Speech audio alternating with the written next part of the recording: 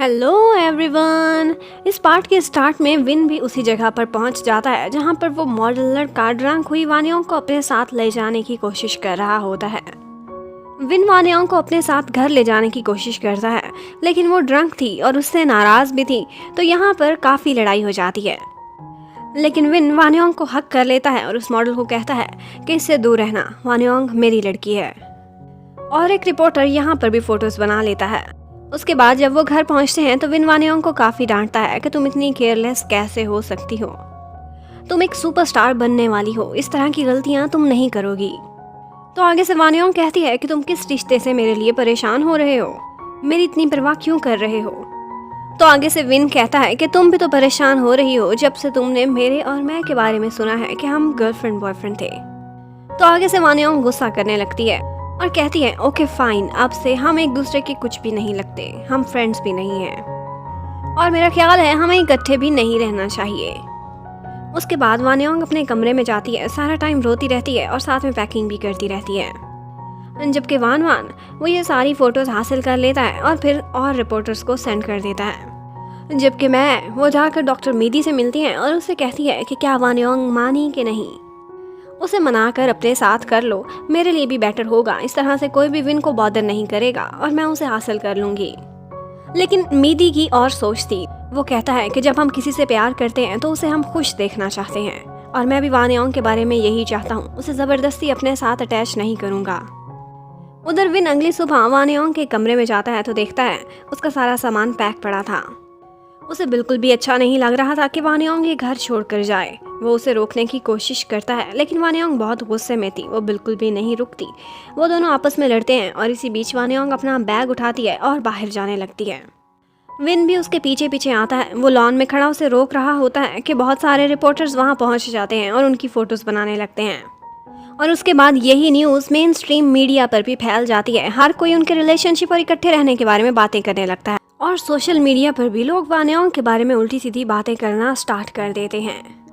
जबकि मैं वो सीधी जाती है डॉक्टर मीदी के पास और उससे लड़ना स्टार्ट कर देती है कि तुमने मुझे पहले क्यों नहीं बताया था कि वो दोनों इकट्ठे रहते हैं, मुझे अभी के अभी बताओ कि वो कहाँ रहते हैं, मैंने वहाँ जाना है। लेकिन मीदी कहता है मैं नहीं बताऊँगा, तुम ऐसे जाओगी और वानियोंग से बदतमीज़ी करना स्टार्ट कर दोगी। लेकिन जब वो जिद करती है तो मीदी को मानना ही पड़ता है क्योंकि वो रिपोर्टर से पता करने लगी थी। उधर घर पर वानियोंग काफ़ी परेशान हो रही होती है, कहती है कि मैंने सिर्फ 2-3 लोगों को ही तो बताया था और उन पर मुझे ट्रस्ट था, ये रिपोर्टर्स किसके कहने पर यहाँ पहुँच गए। लेकिन विन कहता है कि तुम इतने यकीन से कैसे कह सकती हो कि जिनको पता है उन पर तुम्हें ट्रस्ट है, इतनी आसानी से लोगों पर ट्रस्ट ना किया करो। इतने में उनके घर के बाहर मीदी और मैं भी पहुँच जाते हैं और मैं आते ही वानियोंग से लड़ाई करना स्टार्ट कर देती है और कहती है कि तुम एक मामूली सी एक्स्ट्रा का रोल करने वाली लड़की गॉसिप्स में बार बार आना चाहती है, हर वक्त न्यूज़ पे छाई रहती हो, अपनी चीप टैक्टिक्स बंद करो।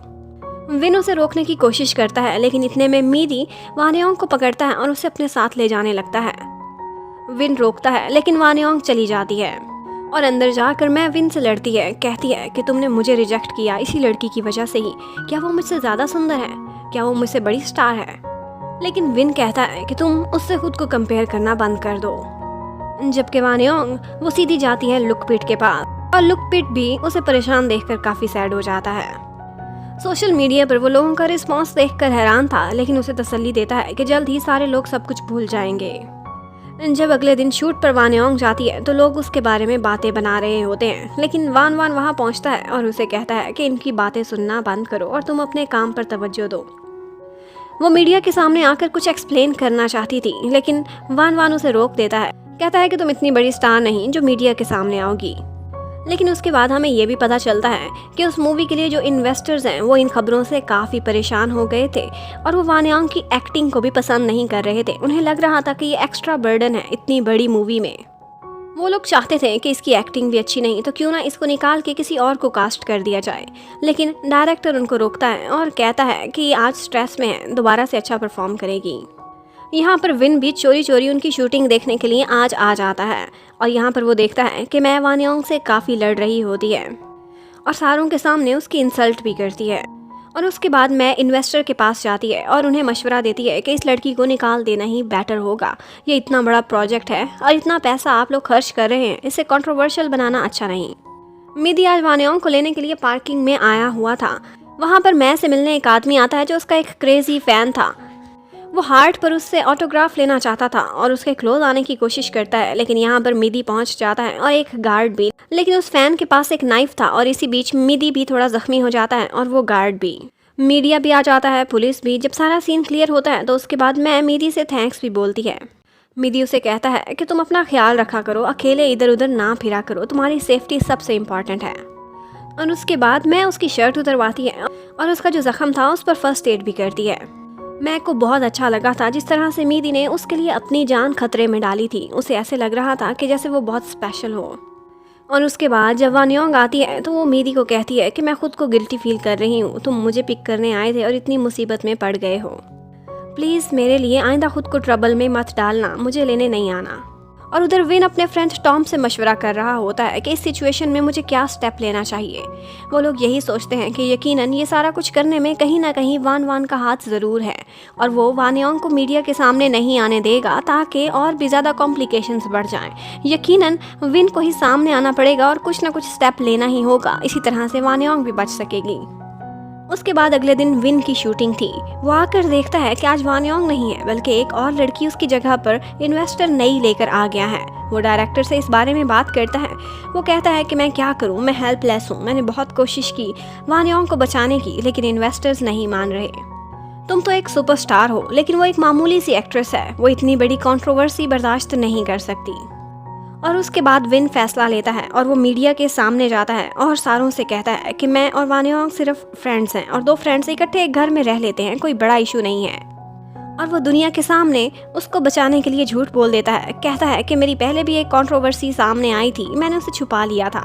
एक्चुअली मैं तो एक गे हूँ और गे के साथ एक लड़की रह सकती है। और ख़ुद को गे साबित करने के लिए वो अपने फ्रेंड टॉम को अपना बॉयफ्रेंड कह देता है। वानियोंग के कैरियर को संभालने के लिए उसने खुद के ऊपर एक और कंट्रोवर्सी दोबारा से डाल दी थी।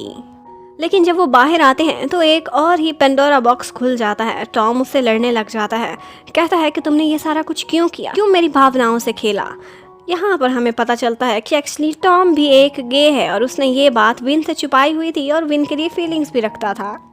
लेकिन इस सब के बाद वान वान को मौका मिल जाता है और वो मीडिया पर आकर कहता है मैंने तो पहले ही कहा था कि विन एक गे है, मेरी बात कोई मानता ही नहीं था। जबकि डायरेक्टर वो विन से मिलता है और कहता है कि मैं समझ सकता हूँ वानियोंग तुम्हारे लिए कितनी इम्पोर्टेंट है, तुमने उसको मुसीबत से निकालने के लिए ये सारा कुछ अपने ऊपर ले लिया।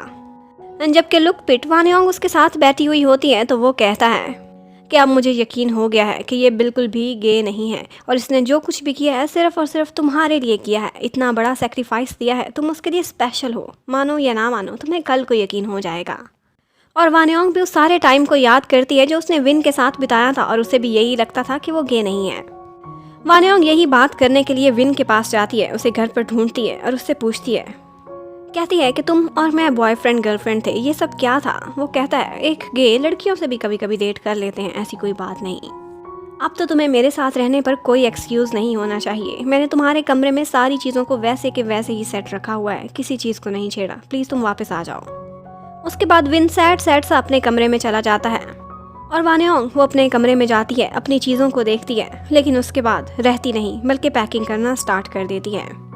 वो अपनी सारी चीज़ें लेकर वहाँ से मूव कर गई थी। वान वान उसे पिक करने आया था और वो अब लुक पिट के साथ नहीं बल्कि वान वान के अरेंज की हुई जगह पर रहेगी। वहाँ पर हमें वही बैड गाय P नज़र आता है, जिसे देखकर वान वान थोड़ा परेशान हो जाता है और उसे अलग में ले जाकर बात करता है और कहता है कि अब ये लड़की हमारे हाथ में है और हमें ये भी पता है कि ये लड़की विन के लिए कितनी स्पेशल है। और वो प्लानिंग बनाता है कि हम इसे यूज़ करेंगे और विन को नुकसान पहुँचाएंगे। उधर मैं वो काफ़ी गुस्से में होती है, टॉम से मिलने के लिए भी जाती है और उससे लड़ती है कि तुमने विन को ये सब कुछ करने से रोका क्यों नहीं, मुझे पता है वो गे नहीं है। और उसके बाद वो घर आकर ड्रिंक करना स्टार्ट कर देती है और उसके बाद मिदी को कॉल करके कहती है कि तुम वानियोंग को संभालते क्यों नहीं, उसे अपनी लाइफ में ले लो, विन उसके लिए कितना कुछ कर रहा है, अगर वो हम दोनों के बीच से निकल जाए तो मैं और विन खुशी खुशी रहेंगे। जबकि टॉम वो आज अपना सामान पैक करके खामोशी से कहीं जा रहा होता है। मिदी को पता चल गया था कि मैं की कंडीशन सही नहीं, वो ड्रंक भी है, तो वो उसके घर पर आता है और मैं पूछती है कि उस लड़की में ऐसा क्या है कि हर किसी के लिए वो ज़्यादा इम्पोर्टेंट है और मैं नहीं। तो मिदी भी ड्रिंक करने लग जाता है, कहता है कि जो कंडीशन तुम्हारी है मेरी भी वही है, तुम विन से इतना प्यार करती हो और मैं वानयोंग से उतना ही प्यार करता हूँ। वो दोनों ड्रिंक करते रहते हैं और उसके बाद मेरी मैं को लिटाने के लिए उसके कमरे में ले जाता है और वो दोनों बेड पर इकट्ठे गिर जाते हैं। पर एक किसिंग सीन आता है और यहीं पर ये पार्ट खत्म होता है। Thank you for watching, stay connected, bye bye.